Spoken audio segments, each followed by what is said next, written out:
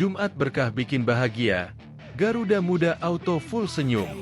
PSSI Erick Thohir beri kabar gembira untuk Timnas Indonesia jelang putaran ketiga kualifikasi Piala Dunia 2026. Di luar dugaan, jelang Piala AFF 2024, ini target Erick Thohir untuk Timnas Indonesia di Piala AFF 2024. Selama ini kita salah. Ternyata begini fakta sebenarnya hubungan antara Shin Tae-yong dan Elkan Bagot. Dibongkar langsung oleh PSSI. Terobosan gila PSSI. Demi cita-cita yang mulia, PSSI ingin lahirkan Lamine Yamal versi Timnas Indonesia. Rahasia terungkap. Jelang Piala AFF U16. Ini pesan mengejutkan sang guru Shin Tae-yong untuk Nova Arianto di Piala AFF U16 2024. Mafia auto keringat dingin, Timnas Indonesia membaik. Erick Thohir kembali gaungkan pemberantasan mafia bola di Indonesia. Hukumannya gak main-main. Inilah 5 negara calon kuat lawan Timnas Indonesia jika tampil di babak keempat kualifikasi Piala Dunia 2026, nomor 1 Yordania. Berikut informasi terlengkapnya. Tapi sebelum itu jangan lupa subscribe, agar kalian tidak ketinggalan informasi seputar Timnas Indonesia setiap harinya.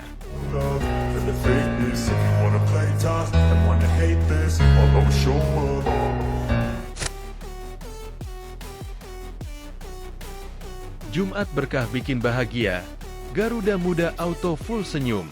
PSSI Erick Thohir beri kabar gembira untuk Timnas Indonesia jelang putaran ketiga kualifikasi Piala Dunia 2026. Keseriusan PSSI dalam memberikan yang terbaik untuk sepak bola tanah air semakin terasa.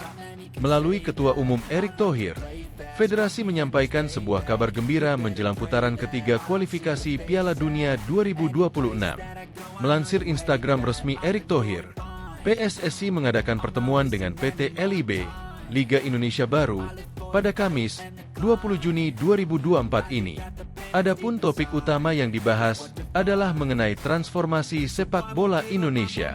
Kami terus mentransformasi sepak bola Indonesia, terutama liga yang kini menjadi prioritas untuk dibenahi. Siang tadi kami dari PSSI dan PT LIB kembali rapat membahas berbagai hal untuk memperbaiki liga.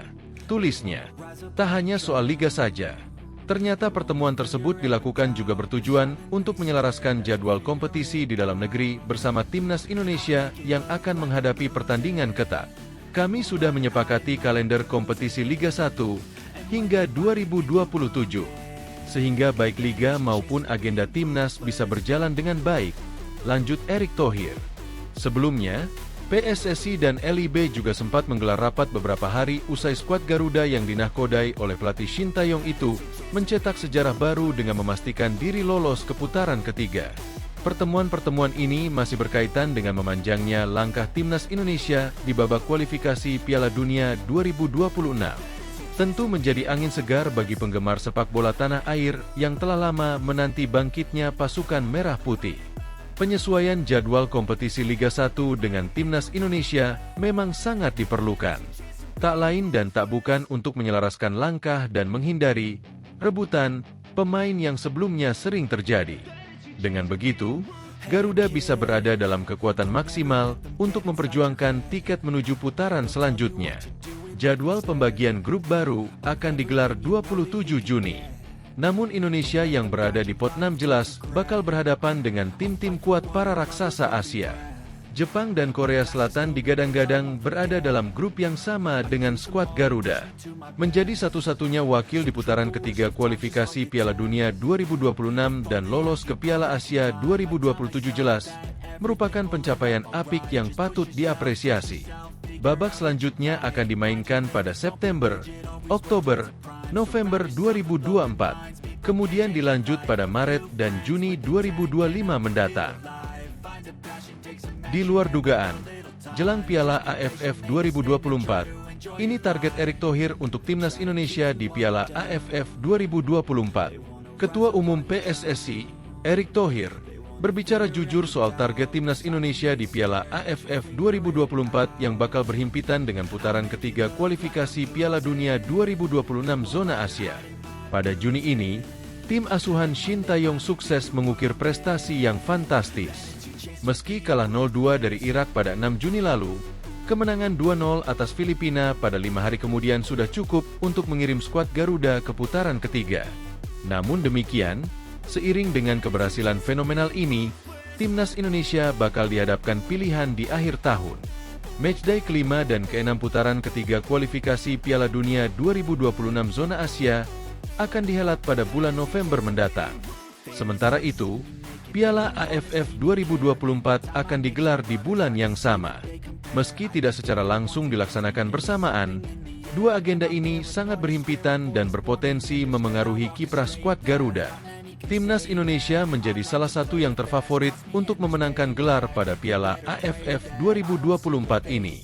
Namun demikian, Shin Tae-yong berpotensi membagi dua tim untuk kualifikasi Piala Dunia 2026 dan Piala AFF 2024. Kendati begitu, Ketua Umum PSSI, Erick Thohir, mengakui bahwa pada saat ini, Piala AFF tidak menjadi prioritas.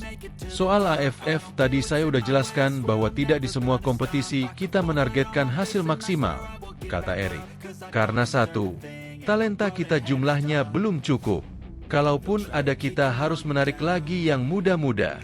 Kalau yang sekarang sudah di senior main lagi, saya rasa tak fair juga, sambung Erick. Kendati demikian, Erick memastikan bahwa hal itu tidak berarti bahwa Timnas Indonesia tidak akan berjuang secara maksimal. Skuad Garuda bakal mengumpulkan tim sebaik mungkin sembari berharap bisa mewujudkan target-target tertentu. Mereka juga kalau dipaksakan main 365 hari juga nggak mungkin. Jadi memang ini pilihan. Tetapi tadi yang saya pastikan kita bukan berarti tidak membuat tim yang terbaik untuk target-target tertentu, lanjut Erick. Tentu SEA Games menjadi prioritas, AFF menjadi sasaran. Kemarin ketika kita main di AFF U23 di Thailand, kita masuk final dengan segala kontroversinya, tambahnya. Tapi ya kita gak perlu takut, ya kita harus main, dan kita harus terus mempunyai talenta-talenta yang banyak, pungkasnya. Selama ini kita salah. Ternyata begini fakta sebenarnya hubungan antara Shin Tae-yong dan Elkan Bagot. Dibongkar langsung oleh PSSI. PSSI mengirim kabar baik mengenai hubungan antara pelatih Timnas Indonesia, Shin Tae-yong, dengan bek Elkan Bagot. Hal tersebut diungkapkan oleh anggota Komite Eksekutif PSSI, Arya Sinulinga. Berdasarkan keterangan Arya Sinulinga, tidak ada perpecahan di antara Shin Tae-yong dan Elkan Bagot. Saya rasa hubungan oke-oke saja ya, ucap Arya Sinulinga. Sebelumnya, Elkan Bagot tersingkir dari Timnas Indonesia pada 2 pertandingan sisa di grup F putaran kedua kualifikasi Piala Dunia 2026 zona Asia melawan Irak dan Filipina. Muncul dugaan Bagot tidak masuk skuad Timnas Indonesia karena sikapnya saat menerima pemanggilan untuk laga playoff kualifikasi Olimpiade 2024 kontra Gini. Kala itu pemain Ipswich Town tersebut mengabaikan perintah PSSI untuk merapat ke Timnas Indonesia. Ini soal pilihan pelatih saja, cocoknya di mana? Tutur Arya Sinulinga. Jadi pokoknya dia tersedia. Habis itu ya tinggal keputusan pelatih. Tinggal pelatih yang menentukan apakah dibutuhkan atau tidak dibutuhkan, ujar Arya. Bagot sendiri terakhir kali tampil bersama Timnas Indonesia di Piala Asia 2023 di Qatar. Dia tercatat bermain dalam 3 laga Piala Asia 2023. Arya menambahkan bahwa peluang Bagot membela Timnas Indonesia pada putaran ketiga kualifikasi Piala Dunia 2026 zona Asia tetap terbuka. Rencananya, putaran ketiga kualifikasi Piala Dunia 2026 zona Asia mulai bergulir pada 5 September 2024 hingga 10 Juni 2025. Agenda drawing putaran ketiga dijadwalkan dihelat pada 27 Juni 2024 di Kuala Lumpur, Malaysia. Nantinya, kontestan di putaran ketiga akan terbagi ke dalam 3 grup yang masing-masing dihuni 6 tim. Kini Timnas Indonesia menempati pot 6 bersama Korea Utara dan Kuwait. Saya rasa sekarang semua pemain mau main di putaran ketiga ya, tutup Arya. Terobosan gila PSSI. Demi cita-cita yang mulia, PSSI ingin lahirkan Lamine Yamal versi Timnas Indonesia. Komite Eksekutif, Exco, PSSI, Arya Sinulinga, ingin melahirkan wonderkid timnas Spanyol dan FC Barcelona, Lamine Yamal, di timnas Indonesia ke depannya. Hal itu bisa terjadi dengan mengambil pemain-pemain timnas Indonesia U20. Timnas Spanyol saat ini memiliki banyak sekali talenta muda di Euro 2024, salah satunya Lamine Yamal. Pemain yang memperkuat FC Barcelona tersebut masih berusia 16 tahun, namun sudah memperkuat La Furia Roja di bawah pelatih Luis de la Fuente. Wonderkid seperti Lamine Yamal nampaknya mempengaruhi PSSI. Arya Sinulinga selaku Exco berkeinginan untuk melahirkan Lamine Yamal versi timnas Indonesia yang rencananya diambil dari U20. Yang kemarin di timnas U20 juga ada beberapa yang cukup lincah. Saya lihat ada pemain Lamine Yamal yang dia di Euro 2024 masih usia 16 tahun sudah masuk timnas Spanyol senior. Mana tahu, pemain keturunan timnas U20 juga bisa kita masukkan di level senior, kata Arya Sinulinga. Saat ini, terdapat 5 pemain keturunan yang ada di skuad timnas Indonesia U20.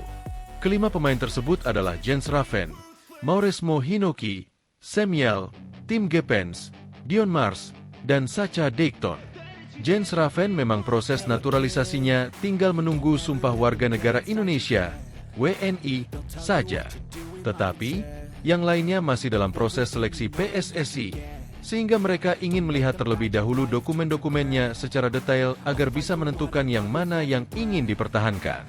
Sekarang kita lagi meminta, ada beberapa yang kita minta dokumen-dokumennya. Kita lagi lihat detail-detail dokumen tersebut, kelengkapannya, biar tahu yang mana yang perlu diproses. Rahasia terungkap. Jelang Piala AFF U16, ini pesan mengejutkan sang guru Shin Tae-yong untuk Nova Arianto di Piala AFF U16 2024. Pelatih Timnas Indonesia U16, Nova Arianto mendapat pesan dari pelatih Timnas Indonesia Senior, Shin Tae-yong. Nova diminta memberikan sebuah instruksi khusus pada pemain agar bermain angel dan memperhatikan masalah mental. Coach Shin Tae-yong cuma pesan selalu bisa bermain angel. Coach Shin juga sampaikan masalah mental. Mental pemain harus lebih kuat saat menghadapi siapapun, katanya. Diungkapkan Nova bahwa sejauh ini PSSI belum membebani timnas U16 dengan target tertentu. Namun demikian, mantan bek timnas Indonesia itu ingin mengulang pencapaian di tahun 2022, yakni merengkuh gelar juara. Di edisi sebelumnya kita mendapatkan juara itu menjadi motivasi bagi kami agar bisa menyamai prestasi di edisi sebelumnya, ujarnya. Disinggung target pribadi, Nova hanya mentargetkan kemenangan untuk setiap pertandingan di ajang Piala AFF. Target pribadi saya akan fokus ke tim per tim. Saya akan fokus ke Singapura bagaimana meraih hasil terbaik baru fokus dengan pertandingan-pertandingan selanjutnya, katanya. Pada laga pembuka, Timnas Indonesia U16 akan Singapura U16 asuhan Angel Toledano Flores di Stadion Manahan Solo, Jumat 20 Juni pukul 19.30 waktu Indonesia Barat. Mafia auto keringat dingin, Timnas Indonesia membaik. Erick Thohir kembali gaungkan pemberantasan mafia bola di Indonesia. Hukumannya gak main-main. Setelah sukses beres-beres di Timnas Indonesia, Ketua Umum PSSI Erick Thohir kembali menggaungkan pemberantasan mafia bola di Indonesia. Pemberantasan soal mafia bola sudah digaungkan Erick Thohir sejak terpilih sebagai Ketua Umum PSSI pada 2023 lalu. Hal ini telah menjadi kerisauan untuknya sejak pertama kali ditunjuk sebagai pengganti Muhammad Iriawan sebagai Ketua Umum PSSI. Dugaan match fixing diperkirakan ada di setiap tingkatan, bahkan hingga ke Liga 1 yang notabene-nya adalah kasta tertinggi. Beberapa kasus sudah mendapatkan hukuman. Hukuman match fixing kita harus hukum keras. Untuk memastikan penegakan kepada isu match fixing ini harus diberantas habis, kata Erick. Kapolri sudah memberikan hak-haknya kepada KONI untuk jadi bagian dari tim Satgas untuk memastikan agar tidak ada hal-hal seperti ini. LIB juga dalam aturan Liga semua pelatih klub YG bertugas tidak boleh terjebak match fixing dan juga dari bagian kontraknya juga harus melepas pemainnya jika diminta timnas, ujarnya. Perlu sertifikasi agen pemain. Jangan sampai mereka jadi jual beli skor, pemain cedera ini itu diatur. Agen yang main match fixing penjarakan, tegasnya. Jangan sampai kita sudah menyusun agenda 3 tahun, komitmen lisensi klub, dan wasit sudah bagus masih ada yang melakukan match fixing, pungkas Erick Thohir. Inilah 5 negara calon kuat lawan timnas Indonesia jika tampil di babak keempat kualifikasi Piala Dunia 2026, nomor 1 Yordania. Sebanyak 5 negara calon kuat lawan timnas Indonesia jika tampil di babak keempat kualifikasi Piala Dunia 2026 zona Asia. Timnas Indonesia akan tampil di babak ketiga kualifikasi Piala Dunia 2026 zona Asia bersama 17 negara lain. Sebanyak 18 negara peserta babak ketiga kualifikasi Piala Dunia 2026 zona Asia adalah Qatar, Kuwait, Jepang, Korea Utara, Korea Selatan, Cina, Oman, Kirgistan, Iran, Uzbekistan, Irak, Yordania, Arab Saudi, Uni Emirat Arab, Bahrain, Australia, dan Palestina. Babak ketiga kualifikasi Piala Dunia 2026 zona Asia menggunakan format fase grup, 3 grup. Sebanyak 3 grup itu masing-masing berisikan 6 negara. 2 tim teratas di masing-masing grup, 6 negara, otomatis lolos ke Piala Dunia 2026. Sementara itu, tim-tim yang finish di posisi 3 dan 4, 6 negara, akan melanjutkan kiprah di babak keempat kualifikasi Piala Dunia 2026 zona Asia. Pelatih timnas Indonesia, Shin Tae-yong, pun mencoba realistis. Ia melihat sulit bagi timnas Indonesia bersaing finish 2 besar di babak ketiga kualifikasi Piala Dunia 2026 zona Asia, mengingat 6 slot lolos otomatis Piala Dunia 2026 dari babak ketiga hampir pasti disegel Jepang, Korea Selatan, Iran, Irak, Australia, dan Arab Saudi. Paling realistis bagi timnas Indonesia adalah finish di posisi 3 atau 4 di babak ketiga kualifikasi Piala Dunia 2026 zona Asia. Jika finish di posisi 3 atau 4, timnas Indonesia akan tampil di babak keempat kualifikasi Piala Dunia 2026 zona Asia. Babak ini akan diikuti 6 negara. Sebanyak 6 negara dibagi ke dalam 2 grup, yang mana masing-masing grupnya berisikan 3 negara.